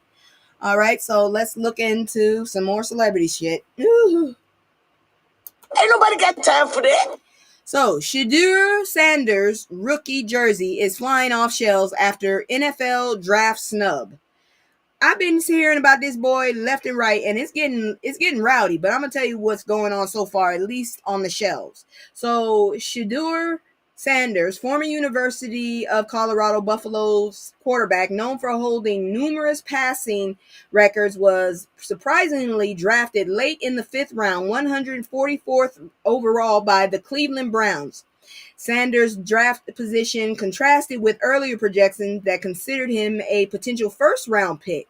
Despite being a late pick, his status as a top player, college player, and son of NFL Hall of Famer Deion Sanders added to the intrigue and attention. I think that's why it's in the celebrity news. That's why I said kids. Sanders' rookie jersey ranks 3rd in sales among all. So nobody was going to tell me they couldn't hear me. All right, cool. Sanders' rookie jersey ranks 3rd in sales among all 2025 NFL rookies on the official NFL online shop, behind only Cam Ward, number 1 overall pick, and Travis Hunter, number 2 overall pick, both first rounders. Notably, Sanders is the only player outside the first round to be in the top 10 for rookie jersey sales. The surge in jersey sales is partially attributed to the online discourse surrounding his draft slide and calls for fans to support him by purchasing merchandise, if you say so. Social media and online communities actively rallied to boost Sanders' jersey sales, despite Sanders currently lacking a personal online merchandise store. Many believe that the NFL's decision to draft Sanders late may have been an attempt to humble him or his father, further fueling public interest and conversation around his star potential. Sanders' jersey has become a hot cultural item, symbolizing not only his personal brand, but also the broader narrative of his draft story. The Cleveland Browns also drafted another quarterback, Dylan Gabriel, in the 3rd round, 96th pick, but his jersey was not available for sale on Browns NFL shop at the time. Comparisons are often made between Sanders and Travis Hunter, former college teammates at Colorado, whose jersey leads all rookie sales. Cam Ward, the top overall draft pick from the University of Miami, holds 2nd place for rookie jersey sales, underscoring Sanders' unique achievement given his draft position. The buzz around Sanders' jersey sales reflects broader expectations and curiosity about his future roles and playing time in the NFL, especially once preseason game begin. Fans and analysts are watching to see if and when Sanders will seize his opportunity on the field and validate his rapidly growing popularity. Look, personally, I don't give a shit who your daddy is. As long as you actually can play the game, then I will support you. Because from what I heard, LeBron's son wasn't doing what he should have been doing. I don't know. I don't really care either. But if young Sanders got the skills, then pay him forward. This motherfucker got the skills, push him forward, damn it. Let him prove himself. And damn it, if he good, well, great. I love it. But if he ain't, shit, put his ass down then. I don't support nobody that don't get themselves where they need to be. I don't give a fuck who your parents are. You get yourself where you need to be. Anyways, here come this dude here. I used to have a crush on this motherfucker. Not anymore. Ain't nobody got time for that. Former MAGA Terrence Howard, let me say that again. Former MAGA Terrence Howard shares what finally made him turn his back on Trump, and social media isn't having it. Dude, the fact that you were ever MAGA makes me already glad that I stopped liking you a long time ago. Jackass. I stopped liking his ass before he even hit Hustle and Flow. So Terrence Howard, known for his roles in Empire and Hustle and Flow, admitted in 2023 interview that he was in Trump's corner and fully supported felon Trump until witnessing harsh deportation measures implemented by the administration. You didn't learn this dumbass was rich people, fucking rich people. The deportation of U.S. citizens, which Trump had promised to intensify if reelected, was the triggering factor of Howard's change of heart. He stated that you can't do that to somebody's family and demand immigrant families be brought home. Howard elaborated on platforms like Bill Maher, a podcast, and Twitter, clarifying that while he initially backed Trump, the wrongful deportation of American citizens crossed a moral line for him. Prior to this, Howard had remained mostly silent about his political views on Trump, but commented on geopolitical tensions during 2017 interview related to Trump's confrontations with North Korea, describing the president's rhetoric as frightening the world. These comments reflect a concern over Trump's unpredictable leadership and the potential global consequences of his threats. Howard stressed that protecting American citizens and families should transcend political affiliation, underscoring his stance as being about justice and fairness rather than partisanship. Why did you vote for him the first time, dumbass? Shit, he's stupid as hell. Let's see here now. Howard faced significant criticism and hostile commentary on social media platforms after expressing his nuanced view on Trump and his deportation policies. Some commenters accused Howard of misplaced loyalty and criticized him for supporting Trump despite the controversies and scandals surrounding the former. You do realize this dude has scandals, right?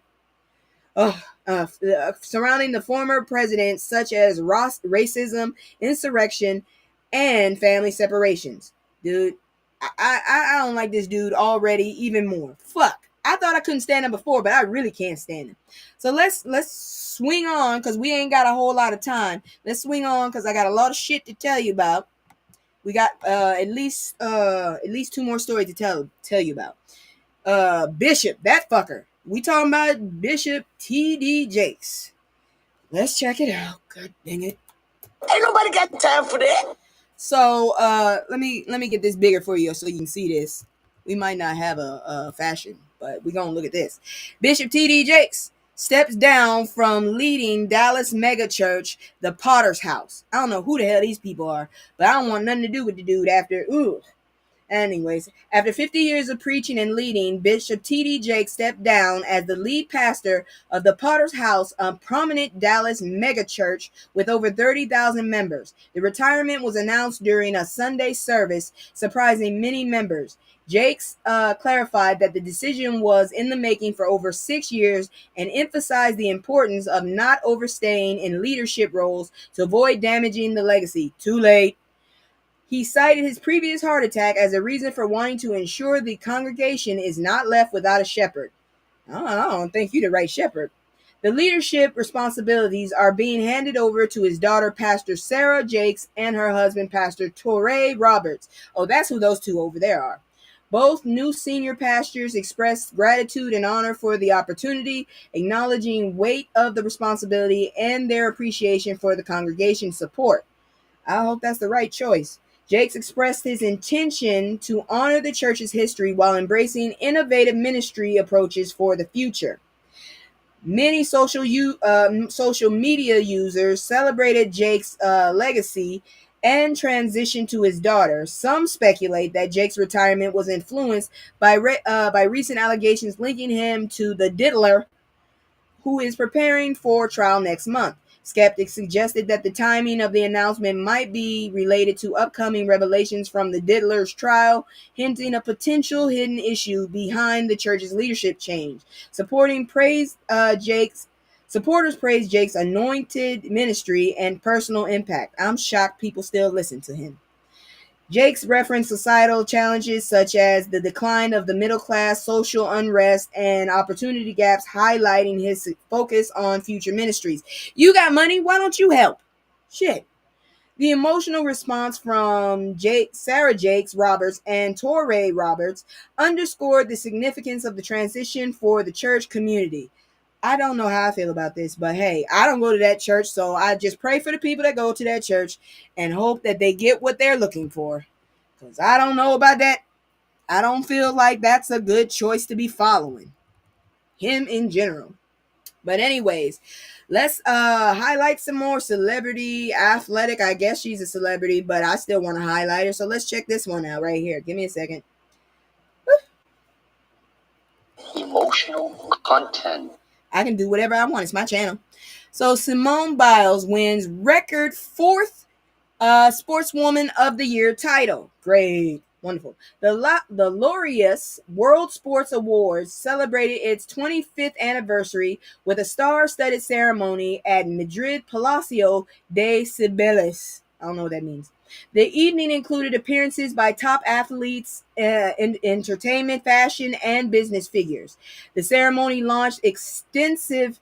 Give me a second here. I lost where I was reading. Where was I? Okay, the ceremony launched extensive global coverage and social media reactions. Simone Biles was awarded her fourth Laureus World Sportswoman of the Year, tying Serena Williams' record. Recognized for her exceptional performance in Paris 2024 Olympics, winning gold in all around vault and team events, previously won Comeback of the Year award, highlighting her resilience returning from a near 2-year hiatus.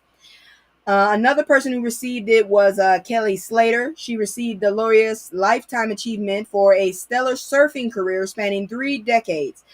She achieved 11 world titles, aged 20 to 39, and is one of the youngest and oldest surfers to win the title. How the hell that work? Anyways, she won 4 World Action Sports Persons of the Year awards and received. I'm sorry. That's a man. That's a man. I'm so sorry. His 5th award amidst a standing ovation. So that's great. I'm not going to go any further into that because I really was just trying to highlight the fact that this woman has won this the 4th time. I'm not really trying to shout out anybody else.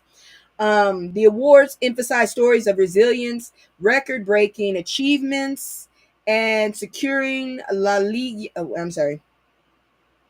Where is it? Emphasizing and the lifetime excellence. I'm sorry. Okay, there we go. The event honored athletes across different disciplines, including surfing, gymnastics, athletics, cycling, parasports, and football. The prestigious statuette, the Laureus, symbolizes the highest recognition awarded by the Laureus World Sports Academy. The ceremony fostered a global celebration of sporting excellence and inspiration. And that's your celebrity news. Now we're going to move into something a little different. We're going to look at some recipes. I'm just going to tell you what the recipes are. We're not really going to get too into them. I'm just going to talk to you about them and what they can do for your health. All right. So check this out. Give me just a moment. Emotional content. Oh, I'm sorry. Let me do that again. We are at war. There you go. So 5 healthy recipes that can help you with preventing strokes. And a lot of people, they might have strokes, and I'm just letting you know, these recipes might help you. Go look them up. I'm just going to tell you what they are. All right, so let's get down to these recipes. Ooh. So one of the things you need to do is there's some ingredients you need to avoid, and they're better alternatives. Some foods and ingredients can make stroke risk worse. Here are some. I wish I could get rid of this damn commercial right here because this shit is in my way. Damn. I'll get rid of this shit. It's just like right in the middle. Thank you. Shit. That's annoying as fuck. So, anyways. All right. Here we go. All right. These are the things. Okay. This is the what you can try to. This is the reason for the recipes I'm about to tell you about. High blood pressure or hypertension. This is the biggest risk factor. It puts extra pressure on your blood vessels, making them more likely to burst or get blocked. Diabetes. Too much sugar in your blood can damage blood vessels over time. High cholesterol. That's something I need to have. This can lead to fat building up in the arteries and blocking blood flow. I knew that. And family history. Having relatives who experienced a stroke can lead to a higher risk. And here are the ingredients that you might want to avoid or have alternatives for. I hate this damn commercial so much. Get your ass away. Salt. Too much salt can raise blood pressure. Look for low sodium versions or use herbs and spices instead. Sugar. Added sugars can lead to weight gain and raise sugar levels. Excuse me. Fuck, I hate this shit. Damn commercials. All right. Shit. Where did I go? These commercials be pissing me the fuck off. All right, let me try and get back up in there so I can tell y'all what else. Saturated trans fats. These can increase bad cholesterol. The best way to swap them, using olive oil instead of butter, cooking with garlic, onion, lemon juice, or fresh herbs instead of salt, choosing whole grain bread and brown rice instead of white versions. Here are and using fruit to sweeten foods instead of using added sugars. So here are some of the the recipes you might want to check out. Check out the veggie packed. God dang it. I keep trying to figure out how to say that word and I keep forgetting. It's fuck. What is that? Quick. How do you hold on? I gotta look that shit up. I don't know how to say it. Where the hell is Miss Fleck? I need Miss Fleck right now. God dang it. Because I don't know how to say this. I hate this damn word. I had it before, but now I lost it again, and I still hate it. Whew. What is this word? Yeah. How do you pronounce it? I want to know how to pronounce it. Shit. Pronunciation. No, I don't want the content. I want the pronunciation. I have fat fingers. My fault. Pronunciation. There we go.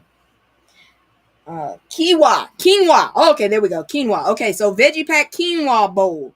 So that's something that could help you. There it is, a veggie pack quinoa bowl. I'm not going over the ingredients, but it would be it helps. It's a tasty, healthy bowl full of fiber, protein, and colorful veggies. If you say so. That's not that colorful.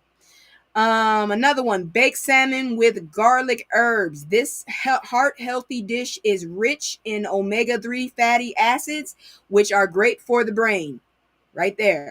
Once again, baked salmon with garlic herbs. You go look that up. Sweet potato and black bean tacos. I don't know how the hell that's going to work, but okay. A fiber-rich, flavorful, meat-free meal with lots of nutrients. So if you've been eating too much meat and you need to do a little fasting or something, or if you're just vegan, check this one out. Berry yogurt parfait. This is a sweet treat and it is low in sugar and high in antioxidants. So if you're trying to clear your body out and stuff, why don't you try this dessert? Once again, it's a berry yogurt parfait. These recipes are online. I'm just telling you which ones to look into. I ain't never tried it, but I'm interested as long as I don't have to eat squash. Hearty lentil soup.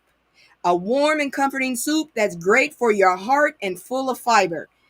I don't know. I might check it out. But if it tastes like squash, I'm done. I got to find something else. And let's see, that is it for those recipes. So check those out. I took the time to let you look at them. Rewind if you have to, write it down, and go look it up, because that can help you, you know, try and not get a stroke. Because I really would like people not to stroke out. I'm just saying. All right, so that is it. And now we are going to go into our last part. And I'm not sure if y'all know what that is, but I'm gonna tell you in a moment. What the hell happened to my page? I wasn't trying to close it. Did my page just close? Oh no, it didn't close. Okay, I just shrunk it. All right. We going back into the other stories. We going into the crazy shit now. So before I do it though, I'm gonna go ahead and y'all check this message out, and I'm gonna relax a little, and then we're gonna do the fashion show after that. All right, so check this message out, and I'll be back in about 4 or so minutes. Give me just a second. There we go. Welcome. The Black Revolutionary Collective is focused on securing both economic and political power for all 30. Black people in the African diaspora, teaching our people the fullness of their history and restoring Black unity on a global scale. We have chapters forming all over the world. It's an exciting time. We are an unapologetically Black organization because we believe that Black people must be empowered to save themselves. It has nothing to do with hate and everything to do with unity, our global Black unity. BRC membership is only for those ready to do the real work in their communities. You must be willing to be boots on the ground. In order to rebuild our communities, we must fix the key elements affecting our communities. Therefore, every local chapter will have the following departments: the youth department, the homeless department, the political department, the economic department, the prison to home department, and the community events department. In order to become a BRC member, you must first agree with our platform and our rules. This is a summarized version of the 10-point platform. It's also available in full on our website at blackrevolutionarycollective.com. Number 1, we want the immediate end to systemic racism in America and abroad. Number 2, we want the immediate end to police brutality. Number 3, Black people must own the majority of the businesses and land in our communities. Number 4, all majority Black schools must be fully funded and controlled by the Black community. Number 5, we demand equal pay and reparations to finally end the wage gap for all Black people. Number 6, we will unite the Black vote and cultivate leaders that will represent our national Black legislative agenda. Number 7, we demand the end to all unjust practices carried out by the justice system in America and abroad. Number 8, we demand the full withdrawal of all colonizers on the continent of our motherland, Africa. Number 9, we demand the immediate end of all Black gangs across the globe for the betterment of our communities. We must stop, and we will stop, the flood of guns and drugs into our communities. Number 10, we will defend ourselves and our communities against any person or group that wishes to harm us. We have this right under the law, both in America and abroad. Next is our code of conduct, which are the rules for all BRC members. We have a zero tolerance policy because we understand that this work takes maturity and discipline. We will hold each other accountable because we know this work is bigger than us individually. This is our code of conduct. Number 1, all BRC members are advocates for all Black people.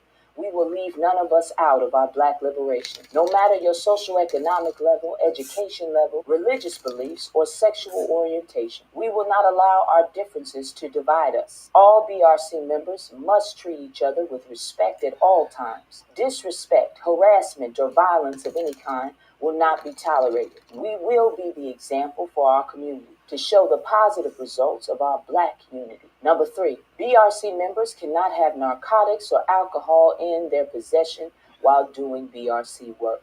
Number 4, BRC members can't commit any crimes against other members or Black people at all. You cannot steal or take from the people. Number 5, the BRC 10-point platform must be known and understood by each BRC member. Number 6, all BRC members must continue to self-educate themselves in regards to political and economic education, which we will provide. Number 7, no chapter shall accept grants, donation funds, money, or any other aid from any government agency without contacting and getting approval from national headquarters in Chicago. Number 8, each chapter's leadership must submit monthly financial reports. 100% of all donations will be used for the development and implementation of our programs for our Black people. We will have full transparency in this matter. Number 9, all chapters must adhere to the policy and the ideology laid out in the 10-point platform and the code of conduct. Number 10, all chapters must move on one accord. Meetings and program engagement is mandatory for all BRC members. All chapter meetings will be in person monthly. The 10-point platform and the code of conduct is available on our website. If you're interested in membership, just click the membership button on the website and complete the form. There is a vetting process, which includes a background check, because we must create a safe space for our people. If you have any other questions, feel free to email us at info@blackrevolutionarycollective.com. If you'd like to donate towards our work, then hit the donate button on our website. I love you, Black man. I love you, Black woman. Knowledge is power. Power to the people. All right, so I'm back, and now we're about to look at this crazy shit here. So check this out. So, loose kangaroo stops traffic, causes crash on Alabama highway. So a kangaroo escaped and it entered Interstate 85 between Tuskegee and Auburn in Macon County, Alabama, resulting in a 2-car accident. The highway section was temporarily closed to manage the situation. No injuries were reported from the crash. Macon County Sheriff Andre Brunson live streamed the event on Facebook as the kangaroo was tranquilized and captured by its owner. The kangaroo had escaped from a petting zoo located in Lee County. Law enforcement chased the animal for a significant time to ensure its safe capture. Traffic was halted for a considerable distance during the incident. The kangaroo was named Sheila and is the 3rd kangaroo to escape Alabama within the past 4 years. That is, that's a problem. Lauren Hagen, director of captive wildlife at Humane World for Animals, emphasized that captivity is unsuitable for kangaroos, whether in the roadside petting zoos or private homes. Kangaroos and their close relatives, wallabies, have been involved in at least 74 documented escapes since 2010, causing at least 17 known animal deaths. During the escape, Sheila was likely confused and terrified, placing herself with the public and law enforcement in danger. The incident underscores the dangers of keeping wild animals as pets or displaying them in a situation that poses risk to both animals and humans. And that is it for the news. We are going to go ahead now and move into fashion shows. So I'm going to do my little commercial one more time. As always, if you have any suggestions, you want to tell me what I can change or what I can add that would it would improve your viewership, let me know so that I can get on to that and we can talk about it. But anyways, check out my commercial and I'll be right back because we're gonna look at some of these damn fashions about going on at a Cowboy Carter. I told y'all I really can't stand cowboy music. I don't like Western music at all. I don't like the culture either. I'm sorry. I mean, the cowboy culture. Western people, I have no problem with y'all. I just don't like cowboy shit. I never was. I never was good with it. Maybe because I'm Native American. I don't know. Anyways, check it out. It's just me and the fam. It's just me and the fam. It's just me and the fam. It's just me and the. It's just me and the fam. Yeah, yeah. It's just me and the fam. See my little kids, they that fine girl, that's my mascot. No one's go for hours and some hours till we pass out. Stay inside the house, turn up with the racks out. Stay inside the house, turn. All right, we back and we're about to look at some of these fashions. Some of this shit, I'm just like, what the fuck is that? That's all I can say. What is that? So, let's begin. We ain't gonna start there. Oh, let me show y'all the video first. Whoop, wrong one. I can't. Damn, that was really bad. Damn, I wasn't trying to show that. I was trying to show this.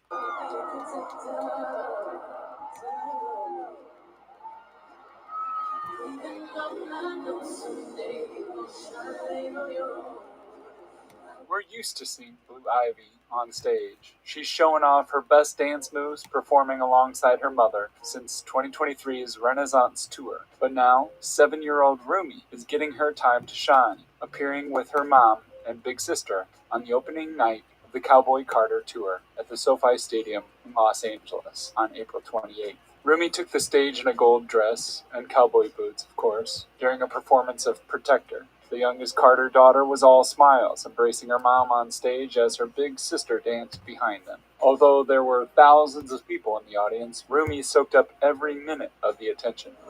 Even though I know someday you're gonna shine on your own, I won't be a projector.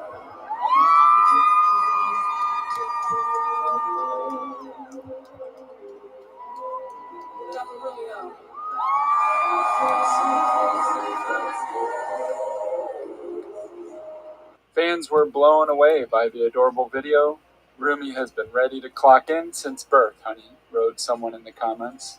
No stage fright, that's Bay's baby, wrote someone else on TikTok. The way I smiled and cried some more. Love this moment, wrote another commenter.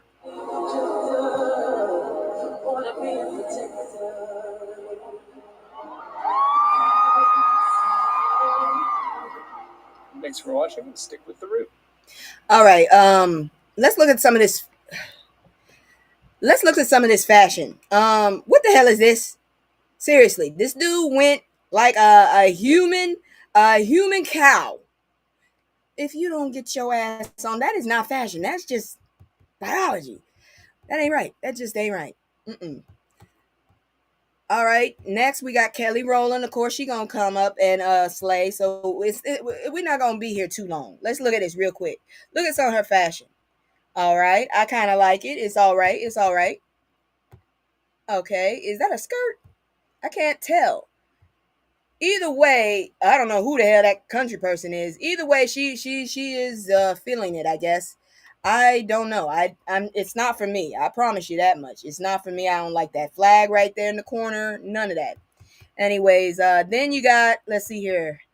This dude here, apparently, he's just gonna go all denim. Even the cross is denim, I think. Ew, kinda. This is a man. I'm not joking. This is a man. I thought it was a woman, but then I saw the beard. That's a man. The outfit is cute. I'm not gonna lie. I would wear that, not that hat, and not those that bracelet, but I would wear that other stuff, like the pants and the shirt. I'd wear that. That was cute. Let's see here now. So Oprah, I really don't give a shit. Ooh, cute. Oprah win. I don't care. Moving on.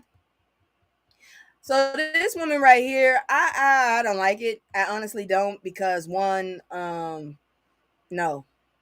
Right now I am not feeling this country, so no, I don't like it. I don't like it at all. You can keep that shit to yourself. I think it doesn't look well made.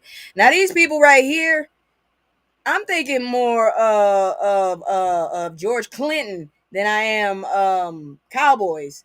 And that face she's making, she should have told them not to let her have that damn. You shouldn't have let that happen. Let's move on. Okay, this one I'm gonna have to show y'all. It's on Instagram. Let's see if I can show y'all the video. I might have to mute it if there's some music. Hopefully it's muted. If it doesn't load, you just know it was scantily clad women in cowboy hats and shit. Let me see. Okay, here it is. Okay, good. It's muted. So that's one. I'm not sure if you can see it. I'll try and get it big so you can see it, because after this, we're leaving. You see this mess? I'm sorry. I don't like it. I don't like it. But hey, I didn't go either. So it ain't nothing to be. Ain't got shit to do with me. Now this, what the hell is that though? All right, this is okay, even though those pants and that shirt are tight as hell. Okay, she trying to get it. She trying to get it. God dang it. She even got the, what is that? Now these two, are they together? Okay, y'all saw that fashion.